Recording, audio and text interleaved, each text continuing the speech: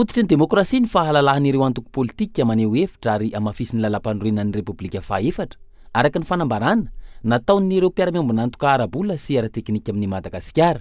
Voarakitra mazava ihany koa amin'ireo fifanarahana iraisam-pirenena nankatoavin'ny Madagasikara izany.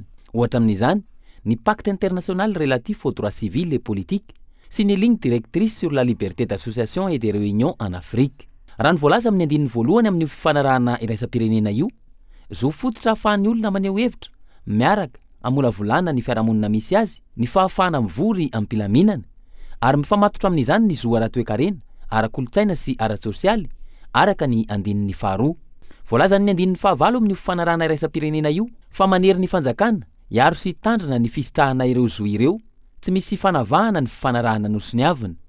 Ny fanjakana, raha io andininy fahavalo io ihany, no tokony hiaro sy hanamora ny fahafahana mivory sy maneho hevitra, ary koa miaro ireo mpandray anjara rehetra. Tsy voahaja nefa ireo zo ireo, hoy ny andininy fahasivy, raha tsy misy ny fahafahana maneho hevitra, ny fahafahana mivondrona amin'ny fikambanana sy handray anjara amin'ny fiainana politika.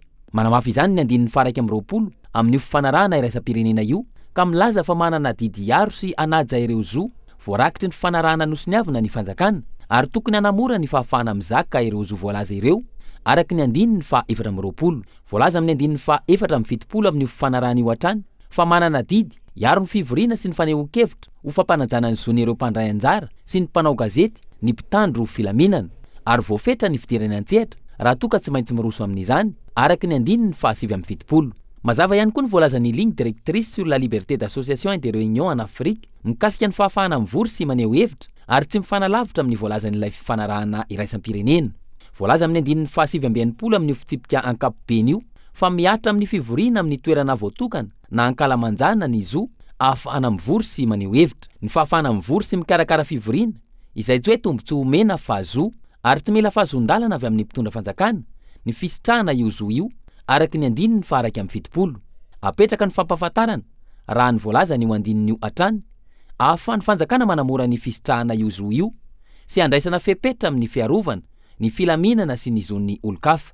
Raha ireo rehetra ireo no jerena, tsy tokony toetra eto amintsika intsony ny sakana amin'ny fahafahana mivory sy maneho hevitra. Antony mahatonga ireo mpiara-miombona antoka ara-bola sy ara-teknika amin'ny Madagasikara amoaka fanambarana ka ilaza fa miahiahy amin'ny mety sy ny korontana eto Madagasikara, indrindra amin'izao fotoana manakaiky fifidianana izao.